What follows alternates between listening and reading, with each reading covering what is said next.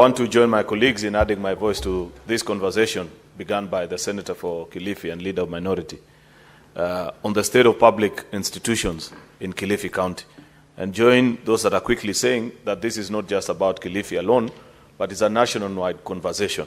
I know this administration, Mr. Speaker, has tried to address this particular challenge, but a lot still needs to be done.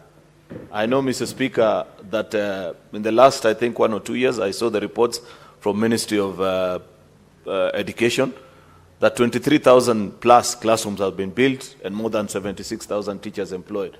But that is a drop in the ocean, Mr. Speaker, based on the state of education in our public institutions and the desire, Mr. Speaker, to bring it up to the level that it was back in yesteryears when many of us, Mr. Speaker, went through public education. I'm a product of public education, Mr. Speaker, from primary all the way to university, Mr. Speaker. And I shudder to imagine if I had been born in this generation and this was my time to go to school, Mr. Speaker, the quality of the education that I would receive, whether it's comparable to what I got in those years, Mr. Speaker. We must be concerned that despite the fact that education continues to be the biggest consumer of our public budget, I think this year's budget is over 700 billion shillings, Mr. Speaker, we must be able to see where that money is going. I appreciate, Mr. Speaker, what has been done, for example, in the share system. What that share system has brought to this country, Mr. Speaker, is that citizens are now able to see which are these institutions that benefit from monies that have been contributed to the public. I want to challenge the members of the Education Committee that we must push the Ministry of Education to publish the list of the institutions per county that are benefiting from this school capitation, Mr. Speaker, and the number of students in that particular institution, so that we slay this dragon of ghost students and ghost institutions in our public education, Mr. Speaker. 700 billion shillings is not small money.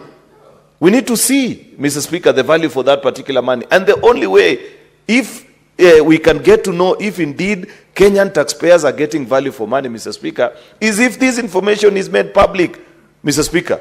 And I believe with all these schemes and NEMIS, these public infrastructure, IT systems that the Ministry of Education keep talking to us about, isn't it time that they lay this information out in the public so that I know in Cheruiyot County, Mr. Speaker, what is the number of public institutions that are receiving the portion of this 700 billion, how many students are being catered for, so that if, Mr. Speaker, there are ghost institutions, the people, the young people and all the guys that consume public information, Mr. Speaker, will be quickly able to point out. This same conversation about our public institution is the same mess that was created out of the desire to turn institutions that societies fundraised for, Mr. Speaker. I know you grew up in a generation where people used to fundraise for public institutions long before the days of CDF, and you contributed your cows, your goats, your sheep. Then after a certain number of years, there was a change in policy, and you were told those institutions have now been converted to quote-unquote national schools, Mr. Speaker. I am speaking like this because I am pained by what happened in Litein Boys High School, Mr. Speaker, 2 nights ago. You saw the destruction that was meted out on that particular institution by people who are rampaging and were out on a strike, Mr. Speaker. That is an institution that people contributed their monies, Mr. Speaker. It's not just public funds that has built that institution. People did fundraisers over the years to build that school to that particular level. Then some truant young men just comes out of nowhere, Mr. Speaker, and ban the institution, say we don't like the principal and this and that. That is a great disservice, Mr. Speaker.